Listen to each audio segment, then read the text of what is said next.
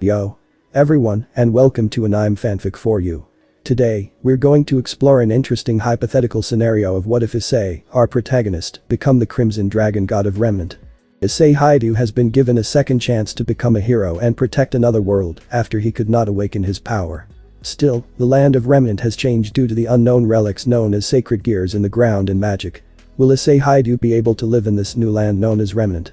Little does he know there are unknown enemies in Remanant due to the changes.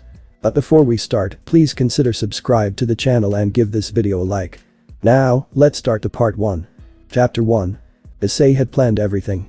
From the moment he arrived to the moment he would awake the following day. His date with Yuma was his first ever, and he wanted to please by showing his lack of experience in the area. He looked up several articles on where to take her, consulted the lover's manual on what to talk about and flirt, and even took an idea for his outfit from one of those cheesy high school romance movies. He didn't want to screw it up. Not when this girl had gone out of her way to ask him out. The brunette wouldn't call himself popular. No, he was far from it. He was as unpopular and disliked as any person could be. And who could blame him? He was a pervert, a big tit-loving pervert. He was outcasted at school with 2 other perverts to call friends. He was beaten daily by the kendo club for spying on them, avoided like the plague, and criticized for everything he did. Hell, his parents constantly reminded him that they wished for another child. But now that he had Yuma, maybe that could change. He could take a chance ogling only at her. She didn't seem to mind by the way she flaunted her assets throughout the date, whether purposeful or not. Hopefully, his parents would approve as well. School life would improve since he would no longer peak. And maybe, just maybe, it wouldn't be long before he no longer needed porn. That wasn't important right now. The date itself went off without a single hitch. They did a little window shopping, tried on some clothes, ate at a nice restaurant, and did typical date stuff. Yuma laughed at his jokes, smiled, held his hand, and wore the cute bracelet he bought her. All while he was on his best behavior, making sure not to leer too long or too obviously. He did pretty well for the first time. But all good things do come to an inevitable end. Both seemed troubled by the knowledge of the fact. The sun was setting, they were walking back to the residential district, and both were tired from the long, exciting day. The couple made their way to a fountain through a small park. Yuma hooked her arm around one of Issei's, leaning her head against his shoulder as they stepped. Issei felt content, removing many cliché date moments from his bucket list. This, however, was the best so far. But as they grew closer, his girlfriend relinquished the appendage, much to the boy's dismay, and skipped ahead before spinning on her heel back towards him. Issei, I had a great time today, Yuma chirped. Her smile was bright and her eyes were squinted in glee. It was so much fun. Issei smiled back, bashful. Thanks Yuma. I had a nice time as well. Their eyes met and a blush adorned their cheeks. Issei looked at her as a whole. She was stunning, with the water spouting behind her and the sunset glistening in the background. Her eyes seemed brighter and her skin glowed with a bright radiance. Issei Yuma spoke up, pulling him from his staring. How could he not? She was like an angel. I want to make this a day we won't forget. Make it a memory we cherish for the rest of our lives. Yuma took a step and Issei audibly gulped. Oh no, is this where his mind began to run? But I didn't bring any condoms. Will I forget how to stroke? Will she use her mouth or? Yuma took another step. This one is louder than before. At least to Issei, it was. Issei, will you do something for me? His heart leaped into his throat. It was coming. He needed to answer confidently. He had watched enough porn. He was ready for this. Yeah, sure. What is it? He asked, trying not to sound too eager. She cast a glance to the side and squirmed a little in place. The brunette found it adorable. But when she looked back, the deep want and desire made her look sexy. Little did he know what that want was. Would you die for me? Issei's brain screeched to a halt, his body not that far behind. The words were slow to register, and when they did, they were unbelievable, so much so that the poor boy laughed at what he thought was a joke. Haha, that's a good one, Yuma. He had to get used to laughing at her jokes. As a good boyfriend should. Oh? She said, tipping her head. But I wasn't joking. Issei froze again. His eyes widened as he watched a sinister smile spread across the girl's face. I'll repeat it if you didn't get it the first time. Would you please die for me? Then, Issei saw something he would never forget. 2 black wings erupted from Yuma's back. They were like a crow's wings, several feathers fluttering against the ground, landing delicately at her feet. And yet, no matter how many fell, it didn't look like she genuinely lost them. Issei's jaw dropped. It moved to try and form words, but nothing but air came back. He couldn't believe what he was seeing. It was right before his eyes, but his brain had difficulty registering it. The idea that something like this existed. He didn't mean for her to be an angel, literally, significantly, not a fallen. "I had a lot of fun these last few days," she giggled. It was mockingly. "You're a real sucker, you know that. You made my job so much easier." She raised her hand and a flash of light appeared in her palm. It took shape, morphing, thinning, sharpening. It didn't take a genius to realize what the light had been formed into. And it nearly made Issei's heart skip a beat as the tip of the spear was aimed in his direction. It was a second between her raising the spear and Issei's legs finding a feeling once more. Fear was one of many fuels for the body. And in that moment, it was Issei's drive to turn and run. A mistake he found out too late. The feeling of a solid object piercing through him was foreign. It went in his back and out his chest with ease. He watched it in slow motion, null to the world around him. The spear was clean of blood, the splash it drew out splattering onto the walkway. It was hard to register that he was looking at his blood. Then, pain struck. Never had he known such a level of pain before. Adrenaline had numbed the initial contact, but now, all he could feel was pain. The force had knocked him off balance. He tripped and stumbled, trying to keep his feet under him. The pavement came, and he twisted himself, falling onto his side hard and skidding across the ground. It hurts but pales compared to the pain still resonating in his chest, spreading throughout his body. He couldn't stop shaking as every nerve screamed at him in agony. Was this what dying felt like? The spear faded into particles, and blood pooled from the holes in his chest and back. He never realized just how much blood the human body held. It was so red and thick, yet he could see his reflection. It was so red, no, crimson. Just like. If you want to blame someone for this, blame God. After all, he gave you the sacred gear. Uma hovered over him, a toothy sneer splitting her face. She seemed much more mature, but he could see the visage of the girl who asked him out. The girl he spent the day with. Uma's face of sadistic glee now accompanied her. How were they the same person? "I'll always remember our date, Issei. I did have a wonderful time fooling you." Uma, no, this monster held up the bracelet he bought her. Her face morphed back to Uma's for a split second, and she smiled sweetly. "I will cherish this. A souvenir in your memory." Then, the monster was back, and she cackled one last time. With that, the woman spread her wings and took off. Leaving Issei on his own, left to die. Lost, afraid, and hurt. Not just physically but mentally as well. He didn't want to die, but found himself unable to fight the cold setting in. He was growing tired and growing weak. The world around him was dimming, black seeping in from all around. The light slowly faded, and his breaths began to lessen and lessen. The pain was starting to numb, but so was the rest of his body. He couldn't help how heavy his eyes were, but kept them open as long as possible. Whether it was hope for a miracle or because he was that stubborn, he didn't know. Issei reached for a hand out but lost the strength soon after. It fell over, and with it, a slip fell next to him. He could barely turn his head to see what it was. It was the weird flyer that the woman had given him earlier. It had said something about a wish. He didn't care to think about it, but, with him dying, he humored the question. What did he want? Bread? No, crimson flashed before his eyes. If only he could see the beautiful sight that was Ria's Gremory's boobs. He used what little strength remained to reach for the paper. 3 inches. 2 inches. 1. Flash. Gasp. Issei's eyes shot open, and he gulped in his biggest breather. His eyes bounced around but couldn't land on anything in particular. The boy saw nothing around him. He felt nothing, nor could he hear anything. There were no signs of life, or even material for that matter. There was just nothing surrounding him, let alone anyone. There was only the endless abyss with him just floating around inside of it. It was an empty void of black mass, and he couldn't be sure if it were because there wasn't any light specifically where he was or if there wasn't any, to begin with. Slowly, it dawned on him. He had died not too long ago. He tried to reach for that piece of paper, but was unsure if he got it. But judging by the fact he wasn't anywhere familiar and he couldn't feel anything, the slip was obviously fake, and he died, or he fell short. The teen looked down to see his clothes mended. He guessed he got to keep his clothes in the afterlife. Good, if he were to go wherever after death was, he'd instead not be forced to wear that white tunic all those paintings depicted of heaven. Nor would he rather be nude and in chains like similar paintings depicted hell. In a moment of curiosity, Issei decided to lift his shirt. His eyes widened at what he saw, making him gulp a dry wad of air. There was a large scar on his chest. It looked like it was mended, too, but it would never fully heal. Neither would the image he had of Uma. Or that monster she seemed to mask underneath. There was a tingling, unpleasant sensation from the scar, and he pulled his shirt back down. Out of sight, out of mind, right? So he was dead. How would people react to his death? Would they genuinely mourn for him? Or would they cheer that the stain on life died? His parents always talked as if they regretted having such a perverted son. Everyone at school essentially avoided him like the plague. Girls knew of him no matter where he went and were disgusted by him. It wouldn't be too far-fetched that people would dance on his grave rather than pray. He shouldn't expect flowers, either. It was best he focused on what lay ahead. So he took a shaky breath, unsure if it was nerves or the sad reality that struck him.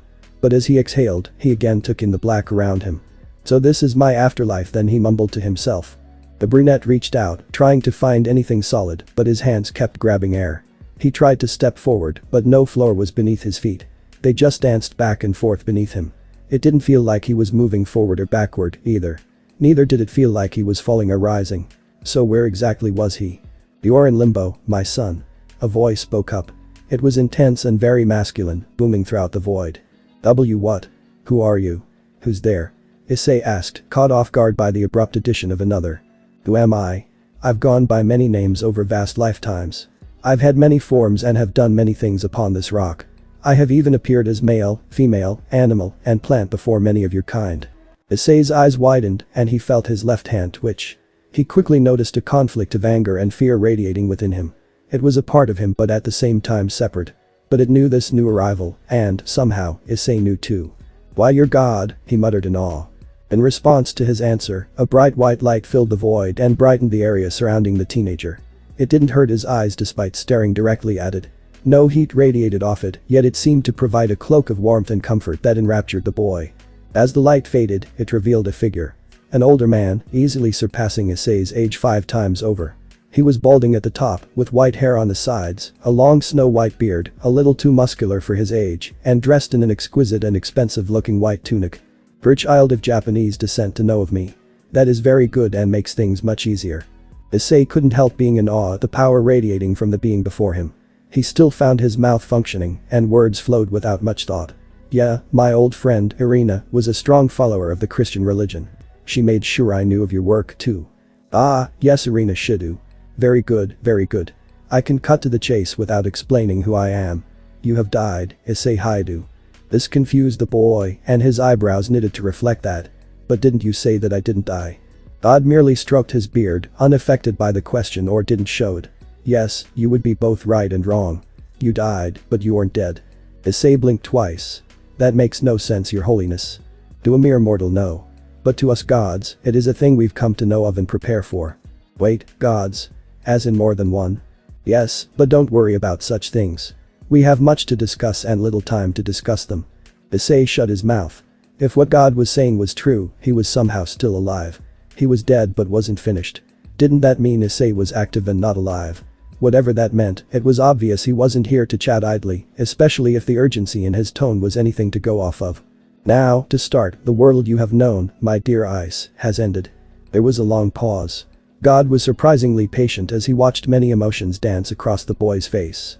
Confusion, disbelief, anger, sadness, back to confusion, then shock. What? Wait a minute. Ended? What do you mean it ended?" God nodded his head, understanding of the child's outburst. "I am afraid your world has ended in every sense of the word, my child. Chaos was brought forth, many lives were lost, many beings were awakened and enraged, and it was only a matter of time before the world you knew was obliterated. Without you, it was only a matter of time before such rifts of reality were torn open and the world was driven to its demise." "What? But how? What would I have done that kept the world together?" "More than you could have ever imagined. All for the people you love and tits. Lots and lots of tits." God had spoken with an insurmountable amount of pride. For the first sentence. The rest, however. Issei couldn't believe the words coming from God's mouth. God is the one and only, well, not so much anymore. But still. He was the Almighty. After all, he survived the destruction of his world. "I saved my world simply for tits. And for the life of your family, friends, and the people you swore to protect." Several times. It was awe-inspiring but mentally scarring. "Thank me that I'm a god, or I'd have been embarrassed for you with all the boob squishing, nipple poking, tit sucking, and God know what else. But I've seen such things so often that I've become somewhat used to it still, tits of everything. I gave them to women on a whim, yet it has continuously created mighty men through many ages, timelines, and universes. So many heroes and villains, all for 2 mounds of flesh. Ha ha, I don't know whether to pat myself on the back or kick it." The heavy blush of shame and embarrassment colored his entire face. He had God questioning his decisions when he first created man. He wasn't the only one, but the one God stood to speak out to after so many centuries of silence. Still, Issei didn't think his obsession with boobs would save the world. let alone multiple times. Maybe his grandpa was onto something after all. Even more so still, it was a pair of boobs that also killed him. So they could be his greatest strength and his greatest weakness. Back to the topic at hand, God spoke up. Issei turned his attention back to the older man.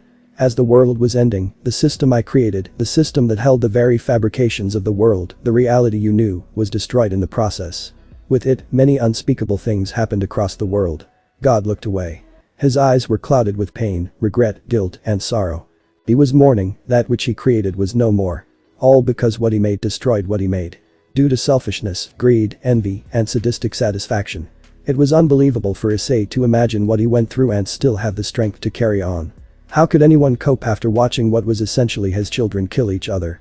Many died, many went insane, many wept, and many felt just angry. All before the world you once knew was completely wiped. And who do you think that was all pointed at? Ice. The boy didn't answer, but the being already knew he knew. They didn't blame each other. No, they were too smart for their good. They are too righteous to blame one another for going to war. No, they blamed me, Issei. They blamed the God who abandoned them. Who left them free to create and destroy as they wished. I didn't give my angels free will. They succumbed to corruption and fell, one by one.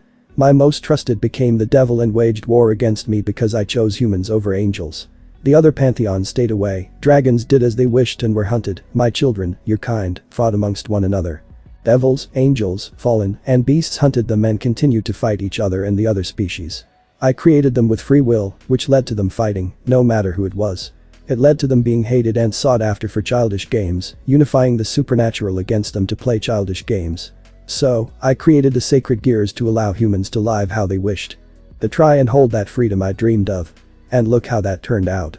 My greatest project, my greatest achievement, the things and people I loved turned against one another and eventually killed everything I created. Every little thing.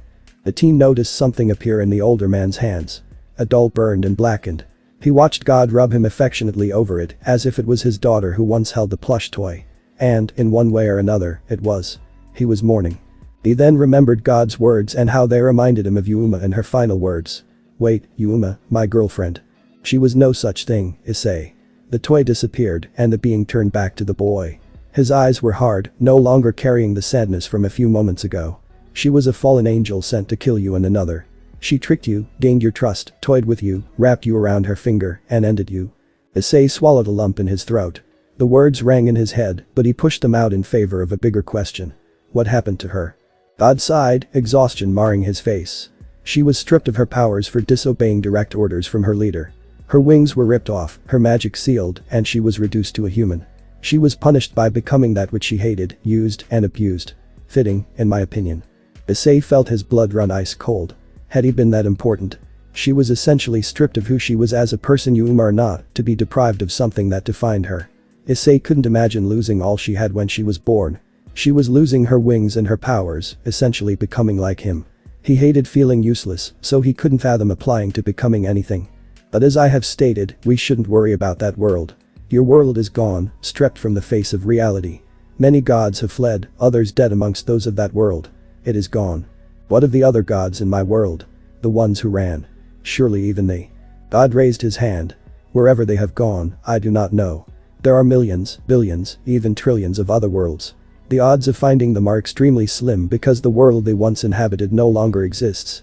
They hope to find others, rebuild, and find a new life. And we still have much to discuss about your next steps, Issei. Ah, yes, I'm sorry to ask so many questions.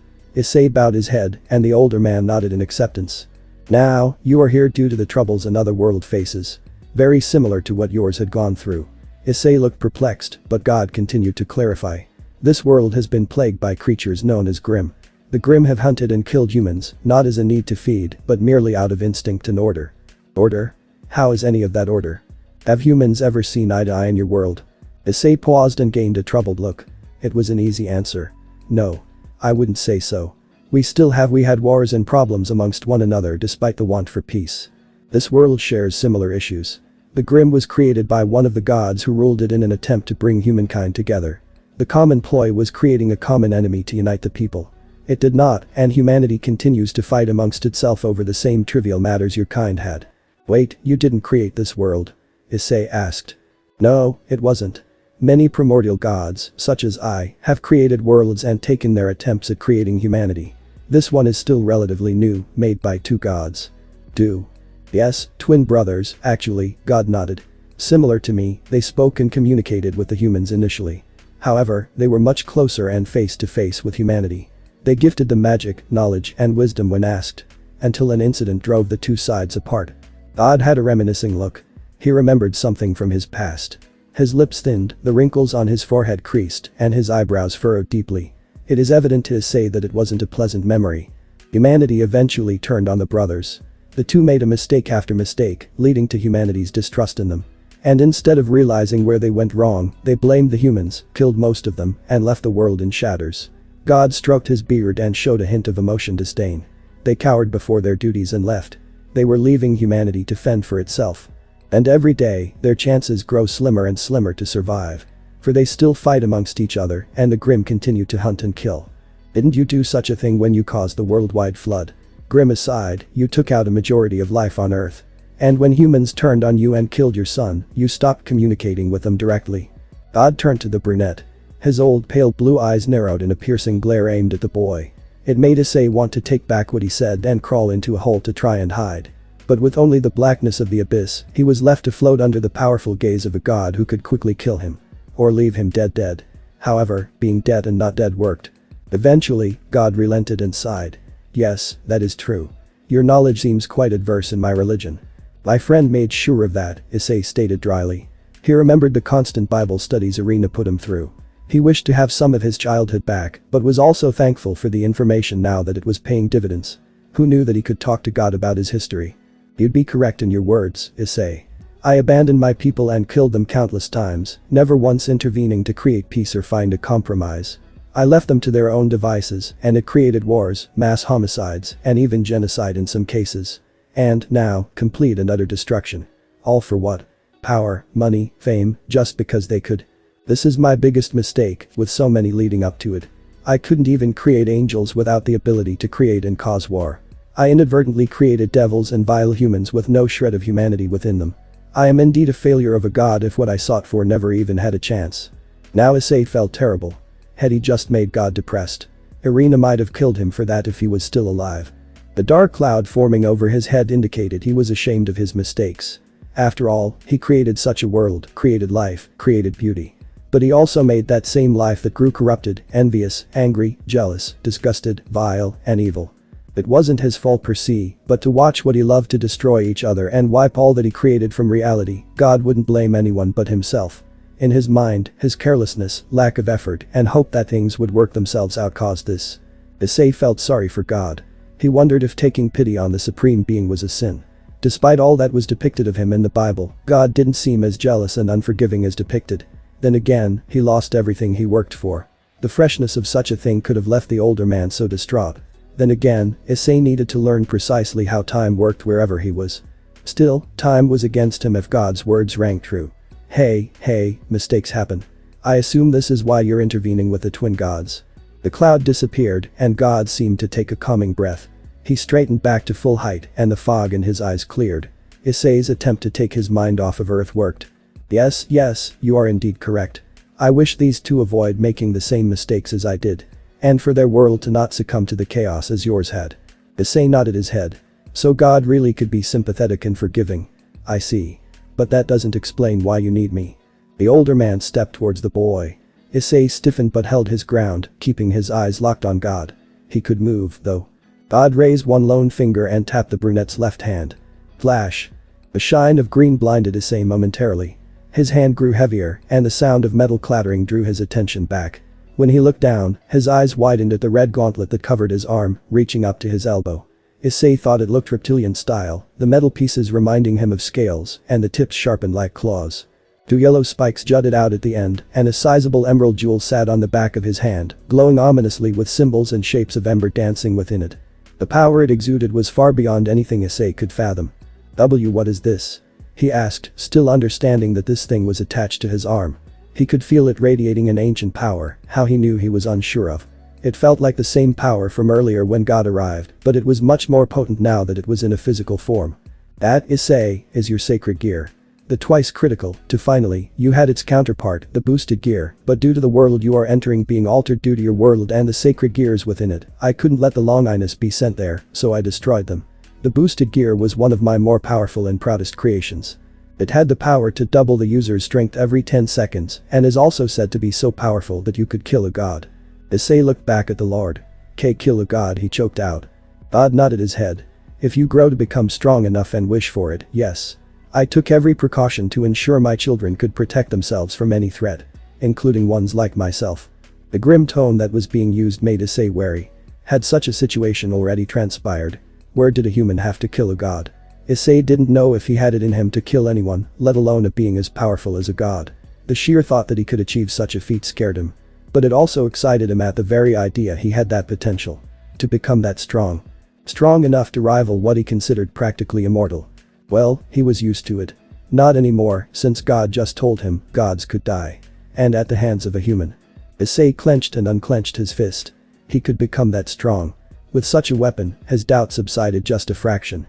He didn't know he had such a kick-ass gear at his disposal. He could understand a fear of wanting him dead if he could become a god. His world was gone due to his weakness, but God gave him another chance. Another opportunity to save another world. Could he do it? He didn't know. But he wasn't brought here to doubt and question. God believed in him, so he had to, for the sake of this new world. He could do so, or God wouldn't have brought him back. It sounded like he was the protagonist of one of those isekai anime. Or even a main character in a video game. He wondered if there was a princess to save. Or a possible harem to form. Maybe they will all have big boobs too. And if he held one, she would let him squeeze and suck on her milk makers. Crack.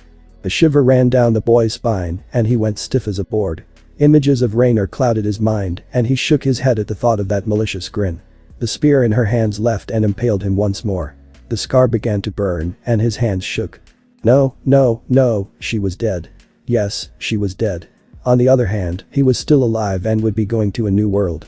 One he would save. He couldn't allow his past to haunt him. Not when so many lives would depend on him. Meaning he had to keep a level head. Issei willed himself to stop shaking and drew his hand into a fist of resolved determination. He looked up at God, meeting those icy blue eyes with renowned vigor. So what will I do once I bring everyone together? God smiled for the first time. It wasn't like his rueful smiles or saddening ones of remorse. This one was true and shined like 1,000 suns. It was one of pride in Issei. Satisfaction that he was taking the initiative with a strong foot forward. There was no hesitation for the moment. That, my dear boy, is for you to decide. This made the Sekirute falter. Me? The Lord nodded his head. Yes. I have given you the gist of this new world, but I do not know everything myself. And, unfortunately, I won't be able to find out. What? You aren't coming? No, my child. I shall be going off to find the brothers. But didn't you say it was near impossible to find other gods? If their world is destroyed. If what they created is still intact, I can trace their power source to wherever they fled. So I'll be on my own. Not completely, God replied. Issei looked back to see a knowing smirk on God's face. Normally, I am not allowed to, but due to the absence of the brothers, I have already made contact with someone from this world. What? Who? His name is Osban. He is the headmaster of the school you'll be attending. There was a groan from the brunette at the thought of still having to go to school. God could only chuckle. This isn't your normal school, Issei. Oh yeah, how's that? He mumbled out, looking very uninterested. This is a school that trains you to become a huntsman. That which travels the world, keeping humanity safe. This made the boy perk up and watched as a curiosity glimmer surfaced in his eyes. As I've stated, this world is plagued by corrupt creatures known as Grimm. The Grimm hunt and kill humanity. So, humanity created its force to defend against the threat, the huntsmen. They are trained fighters, warriors, some even soldiers, all with the skill to take down the Grimm and any other threats against the human race. The last part caught Issei's attention. The Lord spoke as if there was more to defend against than just the Grimm. Then he remembered his words about the similarities between worlds and realized what he implied. So, I would have to fight humans as well. God's lips thinned and he nodded. Unfortunately. And there were other threats that you will find out about soon enough. Issei closed his eyes and took another breath. He had a lot on his plate and the more they spoke, the more he felt he would become overwhelmed. It was already a lot and he still accepted that his world had been destroyed. His parents. His friends. The people he would have saved if he wasn't so weak. It was still a raw mark, but it seemed he didn't even have time to mourn properly. All he could do now was prevent it from happening to this new world. There would be adjusting and a lot of learning. Plus, he had to train heavily if he was even to have a chance. He had new lives to save, a second chance to become the hero he was destined to be. Even without God, he would have to grow strong enough to save these people. Somehow. Is there anything else I should know? As I've stated, my knowledge of this world is limited. Osborne will fill you in on everything you need to know and ensure your enrollment into the school. There, you'll be trained and prepared for the inevitable. However, I will advise this. Issei's eyes narrowed. The seriousness in God's voice had increased. Judging by the tension, Issei could tell this was more of a warning than mere advice. Do not trust anyone blindly. Not even Osborne. This caught Issei off guard. But you. He was merely the easiest to talk to due to some interesting events I discovered about him. I don't fully trust him, and neither should you. Find out everything you can about this world and find your conclusion. Do not let anyone make it for you. Yes, I understand. Good. You won't have me at your side, Ice. I'll talk to you when I can, but I must put a lot of focus into finding the brothers. God came forward and placed a firm hand on the Sekiryute's shoulder. I believe in you, Issei. You may not have been able to save your world, but you can save this one. I know it. Issei looked up and met the Lord's gaze. It was firm, reassuring, and confident. To have such a being believe in him so strongly, Issei felt he could do it. He had to believe in himself. To make up for his blunder. This was his redemption. He didn't have the chance to be the hero of his world. But he'd be damned if he didn't save this one. He knew no one had any family, no friends, but people were counting on him even if they didn't know it. And he wouldn't let them down. After taking another deep inhale, Issei clenched his armored hand into a fist. The green gem glowed brightly, feeding off his flux of emotions, responding in kind. He never felt more ready, adrenaline fueling through him. The teen released a sigh. Okay, I'm ready. I know you are, my son. Safe travels and good luck. Flash. Abandoned temple. Issei opened his eyes as he looked at the trees and was amazed by the scenery. Whoa. Kuo Town had nothing compared to this view. Issei couldn't help but admire the beauty of the forest as he began to walk through it before seeing a note appear in his hands. Dear Issei Hyoudou. I have one last gift for you. I reached out to some people who dabble in magic and such so they could better explain the situation. Since the Longinus are destroyed, other sacred gear users are in this world.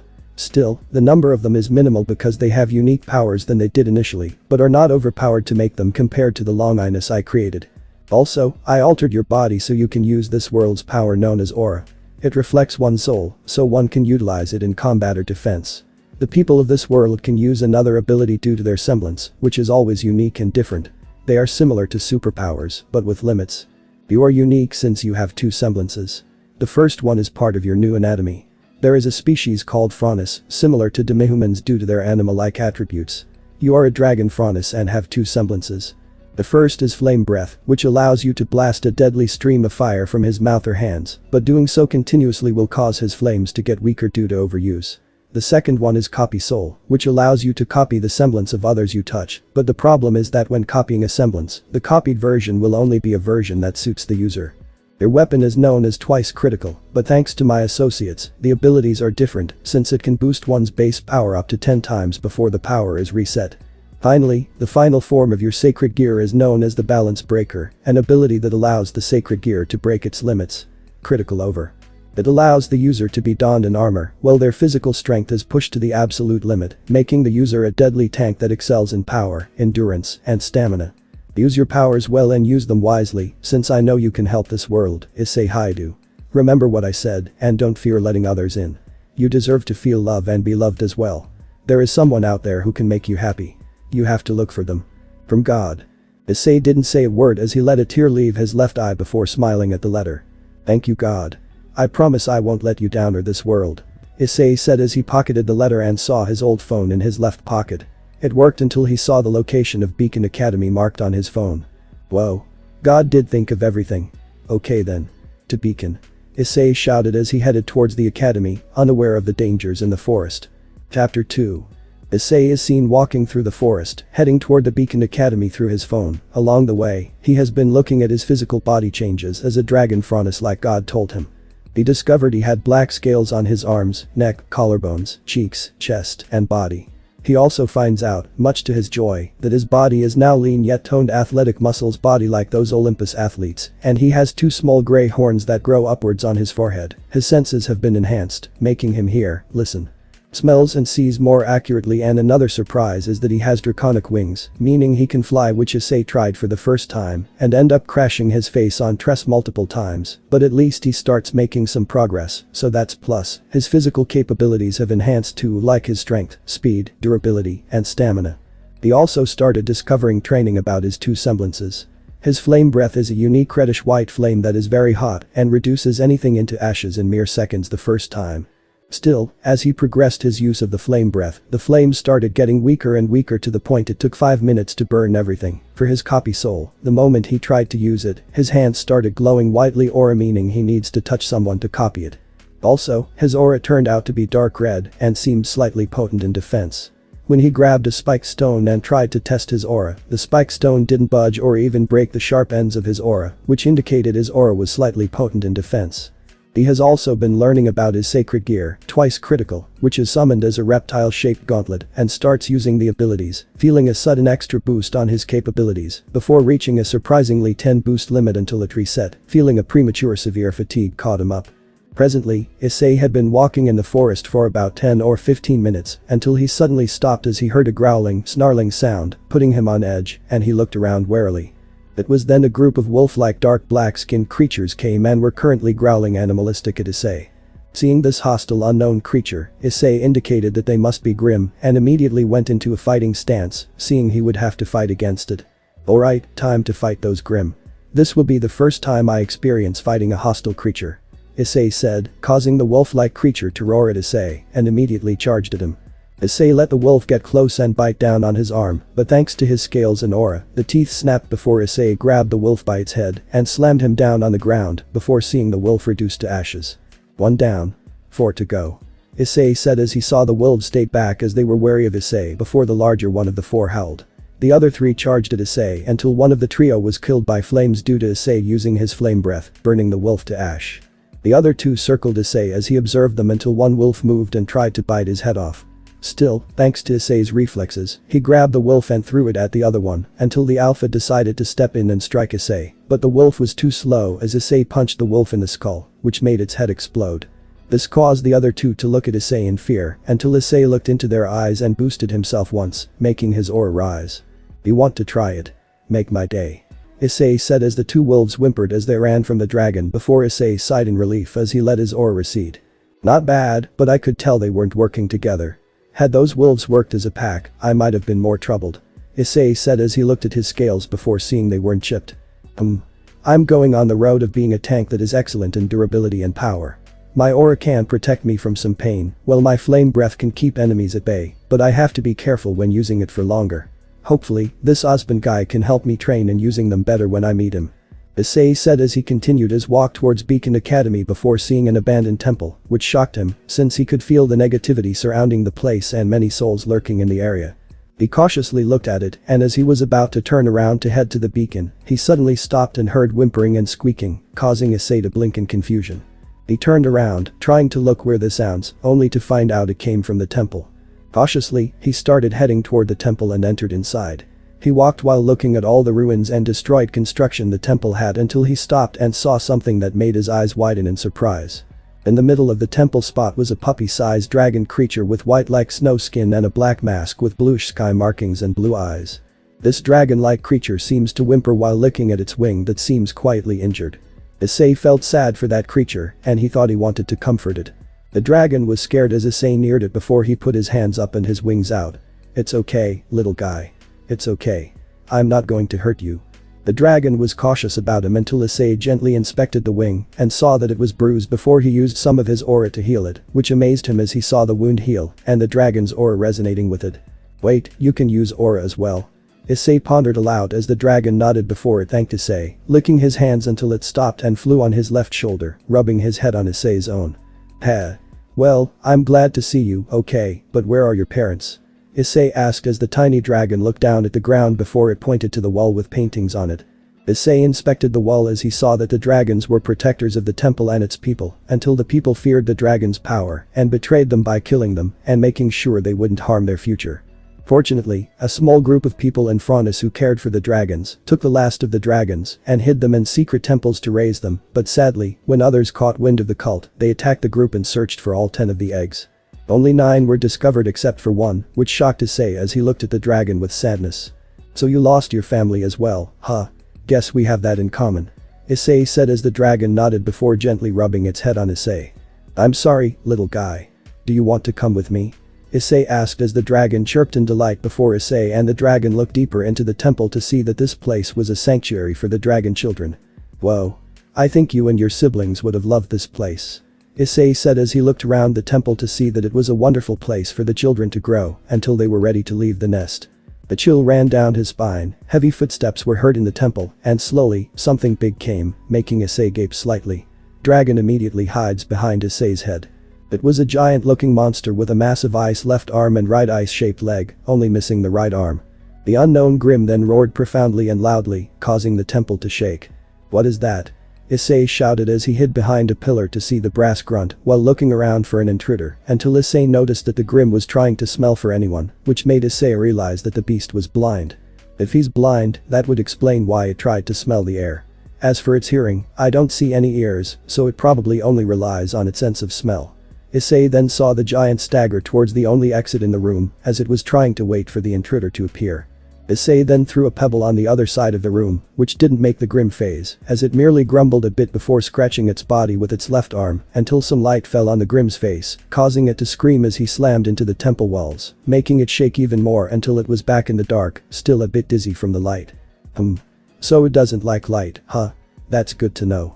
Issei said as he proceeded to see the Grim at the exit before he put the dragon in a safe spot. Stay low and quiet. When I give the signal, fly out of here and don't look back. I'll be right behind you. Issei said as the dragon looked worried for Issei until the faunus reassured the tiny dragon before entering the open. Hey, big guy. Over here. Issei shouted as he blew a stream of fire, making the massive Grim howl in pain as it grabbed its head. Before trying to put out the flames with the ice hand, the hand melted a bit, which caused the fire to die down until the Grim roared at Issei before trying to slam into him. But Issei dodged it as the Grim hit the wall and groaned loudly as many boulders fell on top of him. Get going, little buddy. Don't look back and just run. Issei shouted as the dragon nodded and flew away, while Issei kept an eye on the Grim until the massive creature lifted itself off and shielded its eyes from the light, entering through the cracks with its ice arm without seeing it melt a bit. The Grim roared and smacked everywhere with an ice arm, lowering the light. Issei then throws another fire breath at Grim, making them roar angrily, and goes to shoot an ice breath, making him dodge the ice breath and then instantly freeze the spot where he was. Seeing this, he made a note not to let that ice breath touch and immediately summoned his twice critical to boost his speed as he became faster, dodging another ice breath attack from a massive Grim. He kept running and dodging until he used another fire breath at the ice breath attack, causing an explosion, and soon steam filled the area, giving Issei a chance to immediately get out from the Templar and grab the baby dragon before running away. He had been running for 5 minutes before he finally stopped in pants, slightly winded, but he was delighted to escape from that giant Grim. Glad we got away, huh? Issei asked as the dragon nodded before the temple began to shake more as a powerful ice blast destroyed the temple's entrance until the Grim emerged. It hissed at the light but roared still as it blasted more of its ice breath at Issei, who barely dodged it until the dragon blew some blue fire at the Grim, which caused it to yell as it tried to hit the tiny dragon. Still, the dragon used its speed and small size to evade the clumsy attacks until Issei got up and began to use his flame breath again, making the ice leg melt even faster than the arm until the Grim struggled to hold its balance. Issei and the dragon didn't let up as they dodged and attacked in different places while using their flames until the ice leg melted down to nothing as the Grim fell on its one leg and struggled to stand. The Grim struggled as Issei then used his twice critical to boost himself twice until he slammed his fist into the skull and made a very sizable hole.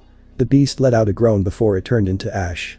Issei sighed in relief as the dragon flew on his chest. Ugh. I feel like my lungs were overworked. Issei said as he took in deep breaths.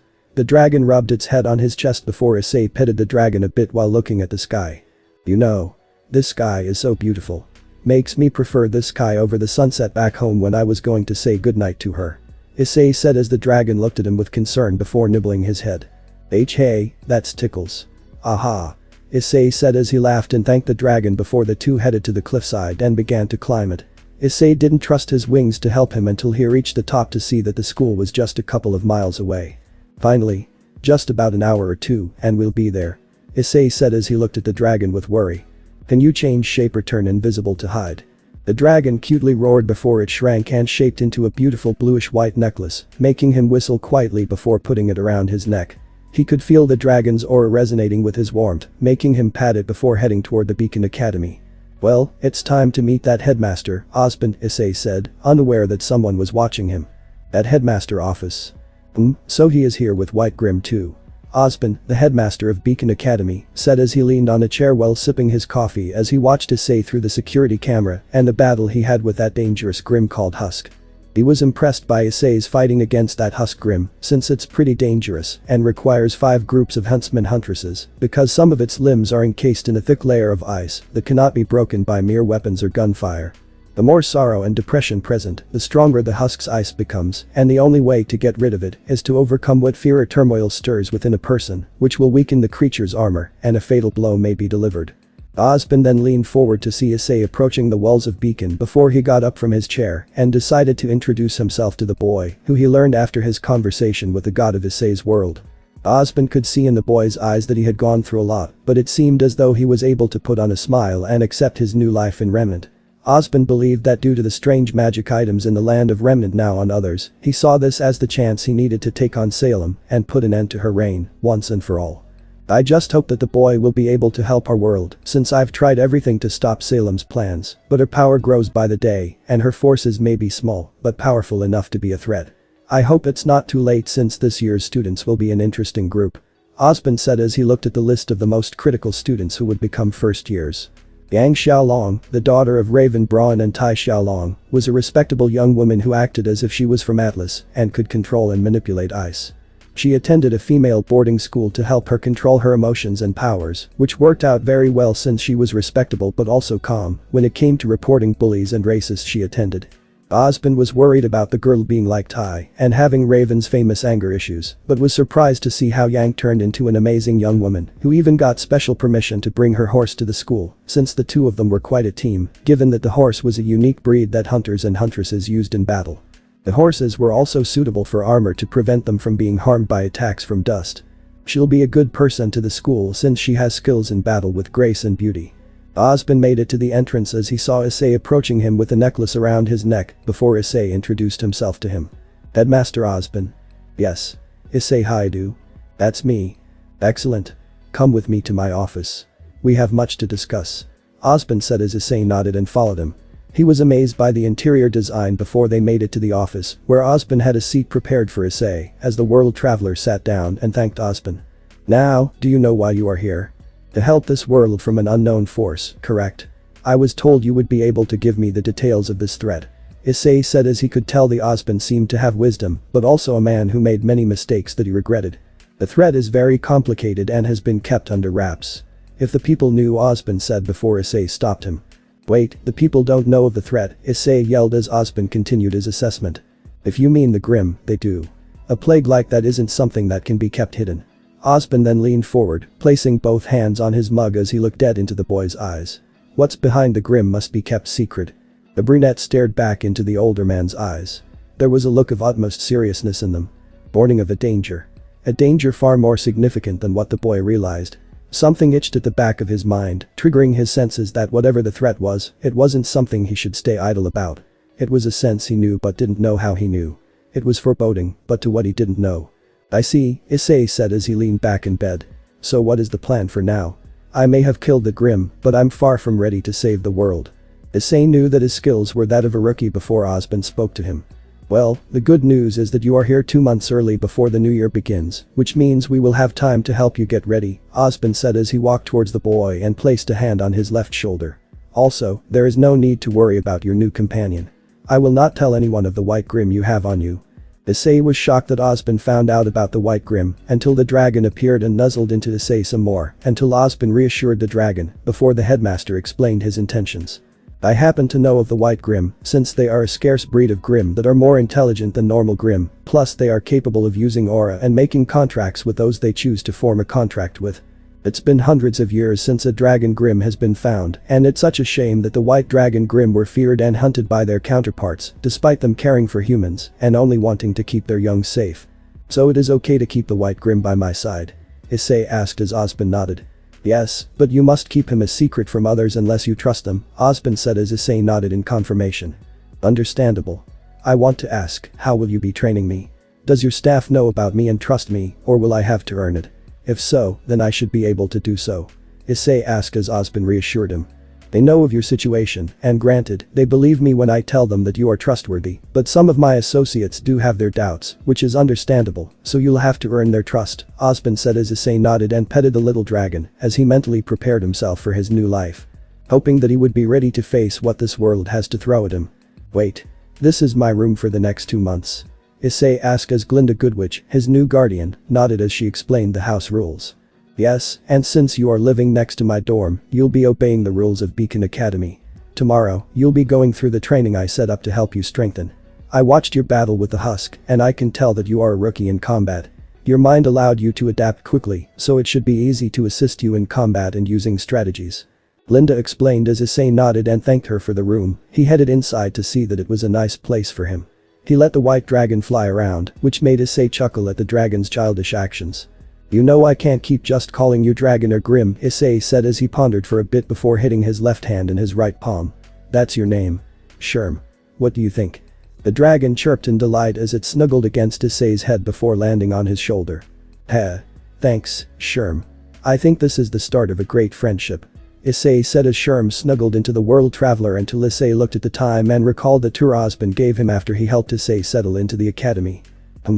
Maybe I can head to the training center tomorrow before breakfast. Issei said as he headed to the shower and enjoyed the warm water on his body as he looked at his reflection in the mirror across from him. Issei's eyes widened as he saw an image of Rainer standing before him with the same fake smile while waving at him with her dainty hand. Hello Issei. Would you please die for me? Issei gasped as he saw that Rainer was gone and replaced with his own again, before turning to the dragon that smiled at him. It rubbed against Issei lovingly as a friend would. Issei thanked the dragon for comforting him as he continued his shower, while the hot water helped his mind calm down as he took deep breaths. Eventually, Issei could get out of the shower and head to his bed with the pajamas he was given, which were quite comfortable. Thanks again for the help, Sherm. Sorry for freaking you out in there. Issei said as Sherm merely nuzzled into Issei's body. He then hugged the tiny dragon next to him as the warmth of the white Grim covered him with a faint white aura that could help his breath steady while the land of dreams took him. Glinda turned off the camera feed as she pondered what Osmond told her after Issei settled into his new room. You want me to be his guardian? But why? I'm a teacher, not a mother, plus my duties keep me far too busy to watch over him. Glinda said as she was trying to wrap her head around her new assignment until Osmond explained it to her. Glinda. That boy is going through more than he's letting on. His body may not be in pain, but his eyes tell me a lot about him. His soul is kind and loving, but his heart has been broken, while his mind has been forced to endure the new world and the reality of his situation. He will need someone to be there for him, so I ask you to look after him as his guardian. He's not a child, but he needs someone to guide and help him when he's having trouble or problems. I know that deep down, you'd greatly influence him, and that's why, out of all the staff, I trust you. Glinda was shocked by the former hero's explanation before nodding as she took on the task. I accept Osmond. I trust your judgment. He's not wrong about the boy's pain. I heard it in his voice, which means that the trauma must have been recent, but what's its cause? Glinda asked herself as she didn't wish to rip the bandage on Issei's healing heart, but she couldn't help him otherwise. As time passes, I can ask him to tell me about his old world and past. That's an excellent way to break the ice. Glinda pondered aloud as she began to make a list for the next day, so she could speak to him. All in all, the next 2 months will be an exciting chapter in not just Issei Hyoudou's life, but also in many others. The next day. Issei was currently in the lunchroom eating breakfast with his partner, Sherm, in his necklace form. Issei made sure to grab some food for the little dragon when he finished eating, so Glinda approached him when he was about to put away his dishes. Good morning Hyoudou. Did you sleep well last night? Glinda asked as she came over to his table with her food. Issei nodded in response.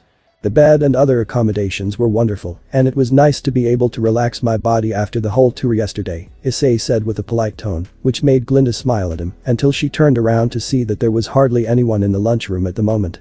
You can summon your partner here. I'll keep a small barrier over your friend. Glinda said as Issei summoned Sherm and fed the tiny dragon some meat and fruit before asking her. So what's on the agenda today, Professor Goodwitch? Issei asked as he was ready to train with Sherm chirping as well since it wanted to join. Well, since the two of you want to train, you two will have to be ready to start training on your weaknesses. That means you will have to attend Professor Port and Dr. Oobleck to prepare to face Grimm. It's the summer break, so there will not be many people here for the next 2 months.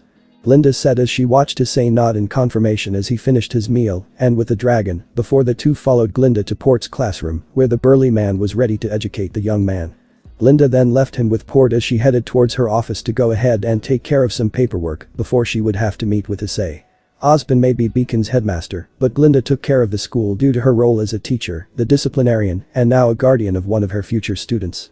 Glinda wanted to help the boy utilize his skills and how to fight Grimm and his future enemies outside of Grimm, so she pulled up his file and the video of Issei and Sherm facing the Husk Grimm yesterday. She was impressed by the boy using his flame breath and his twice critical in battle, due to Issei not only being able to deal severe damage to Husk, but also obtain a white Grimm. He seems to rely solely on being able to fight hand to hand and his flame breath to keep his enemy at bay. Perhaps I'll be able to assist him in improving his fighting style. Glinda said as she made some plans for training with him until she felt her scroll buzz as she pulled it out to see that 3 hours had already passed. Has the time really flown by so quickly? Glinda asked herself as she looked at the message from Port and Oobleck. I have sent Issei to Dr. Oobleck. He's a great learner and seemed very invested in the legends of the Grimm and White Grimm. Professor Port. Issei Hyoudou is a bit slow, but seems to be interested in the legends and the history of the Faunus. I assume this is probably due to his Faunus heritage. Furthermore, Dr. Oobleck. I'm surprised by this.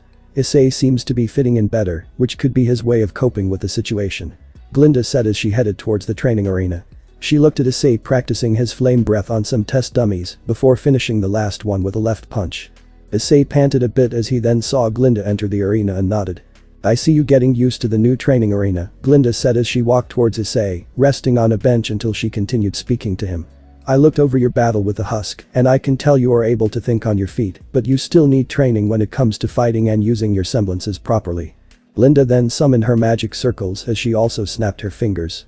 Her attire changed somewhat as the only things that changed about her clothes were that she now had a witch hat on her head and a staff in her left hand in place of the riding crop. She summoned a massive golem made of earth and steel, surprising Issei until the witch explained. You could say I'm one of the blessed people with this kind of power. My sacred relic is known as Witch's Familiar. It allows me to combine my semblance with my sacred relic to summon powerful creatures, but the drawback is 2 things. Glinda said as she explained that her creations can only take on the form of a golem or a Grimm-like creature she killed. However, the more power she pours into the beast Glinda summons, the fewer members of her team she can gather. In other words, Glinda can summon either multiple small familiars to fight by her side or use her magic to create larger and stronger enemies. Issei was amazed by this and could see the witchy professor being able to defeat her enemies with her magic and familiars. Issei summoned his twice critical. He boosted himself before getting into a battle stance. Alright then. Let's go, Professor. Issei shouted as he charged at the professor herself until the golem, who was a lot more nimble than it appeared, was on Issei very quickly as it used its arm to block the attack. Issei was shocked by this until he leaped back and saw the golem stand in front of Glinda, who smirked at Issei's face. Not a bad tactic when you're facing a magic user like me, but the difference is that this golem is made of earth and steel, so it won't be easy to get through it with just strength alone, Glinda said as Issei then tried his flame breath, which did some damage to the steel parts of the golem until a blast of water hit Issei, as he was then sent into the wall due to Glinda. Ah. Excellent counter on your part, but when you are fighting against a more experienced opponent, then your counter will be seen and destroyed easily. Glinda said as she summoned a few more magic circles and fired fire, ice, and earth magic at Issei. Issei ran as he boosted himself up to 6 boosts and used them to enhance his aura to give him more durability against the earth magic since it was a lot tougher than it looked. Issei then dodged the golem punch as he ran on the golem's arm before using another boost to punch the head of the golem, which dazed the massive golem for a while. Issei then leaped off it to try and hit Glinda, but the witch prepared for this as she had a barrier surrounding her. Issei was annoyed at this as he kept punching the barrier in hopes of breaking through it before he was picked up by the golem and held in its massive fist, making Issei wince at the golem grip until Issei groaned in pain as he heard a few of his bones cracking at the golem's power. I yield. I yield. Issei yelled as the golem then put Issei down as he panted and checked his arms to see if they were still intact before Glinda walked towards him. This was a lesson I wanted to teach you, Issei. You have to understand that you have power but lack knowledge of how to properly use it, which is why I'm training you. I hope you can open up to me about anything, not to hurt you, but to help you become better than you are now. After all, it is the job of a guardian to look out for their children, no. Glinda asked as Issei nodded and smiled in thanks before grabbing his hands, but then a strange sensation filled them both as Glinda slowly began to get weaker and weaker, while Issei got stronger until they collapsed. Glinda then looked at her scroll and saw that her aura was now in the red area, while Issei's aura was in the green once again, before noticing that he could use some of her semblance. Still, it seemed a weaker version of Glinda's semblance, since Issei could only make miniature versions of golems. Maybe this might be good for Issei as well. Glinda said as she was ready for the next 2 months to do something interesting, since she could tell there may be some chaos in this school, but having Issei as her son might be fun. Start RWBY Volume 1 opening song. Issei's body in the DXD world was seen covered in blood with a hole in his chest, while the Issei in the RWBY universe was alive and well before closing the eyes of his old life. They see you as small and helpless. They see you as just a child. Issei stood up and headed into Beacon Academy, with Sherm flying next to him, until he saw a massive dusk before summoning his twice critical. Surprise when they find out a warrior will soon run wild. Issei and Sherm strike the golem as the scene changes. Prepare for your greatest moments. Yang was riding her horse in Patch as she passed by a raven in the trees before the raven became a person. Prepare for your finest hour. Blake was in mangy air while polishing a blood-red sword as she recalled the former user of her weapon before a figure with short blood-red hair and horns was behind Blake holding the same sword. The dream that you've always dreamed of is suddenly about to flower. Ruby Rose was fighting some criminals as a white-haired woman swooped down and struck the runaways with white feathers. The two smiled at each other as if they were happy to see each other after so long. We are lightning. Napolitan was smiling as she was staring at a diorama veil in front of her, while the Malachite sisters were behind her, smiling at their boss. A particular green-haired figure was at a bar entertaining guests while smiling as they swiped money from the unfortunate souls. Straying from the thunder. Cinderfall smiled as her right hand burned with fire, while an older gray-haired man, whose left arm was a sniper rifle, grinned as his right hand seemed to have a dark aura around it. And lastly, a hound of sorts was near the two as it roared into the air. Miracles of ancient wonder. Issei, Ruby, Yang, Blake, Weiss, the Malachite sisters, and Emerald charged at the incoming Grimm with weapons and sacred relics as they were ready to attack. This will be the day we've waited for. This will be the day we open up the door. Issei, the Malachite sisters, and Emerald worked together to take down many of the massive Grimm, while Ruby and her team took down the other Grimm with deadly firepower and precision. I don't want to hear your absolution. Hope you are ready for a revolution. The scene changes to John Ark as he looks at his sword in hand before many spirits of fallen children help him hold the sword. Pura was looking at her blood-red spear and clashed with an older red-haired woman who seemed to be smiling at the invincible Amazon. Ren and Nora were then clashing with a Knucklev as Ren fired multiple arrows of green energy while Nora donned an ancient armor of sorts and summoned lightning to strike her enemy. Welcome to a world of new solutions. Welcome to a world of bloody evolution. Salem and Osmond face each other with their armies and comrades standing behind them. Their eyes recalled their past lives until they gave the order for them all to charge at the enemy side. In time, your hearts will open minds. Emerald clashed with Cinder. Ruby and Weiss clashed with Tyrion. Yang and Blake clashed with Hazel. John and his team faced the gray-haired man. The Malachite sisters and Sherm faced Grimm. Issei clashed with Salem, who was smiling at the boy. A story will be told. Issei, Ruby, John, and their teammates defeat their enemies as they stand and look at the rising sun on a new day. And victory is in a simple soul. The flag of Remnant was then shown as the scene changed to reveal God and the brother gods, looking at the screen one last time before it turned black. That's it guys. Thanks for watching and supporting us. See you in the next part.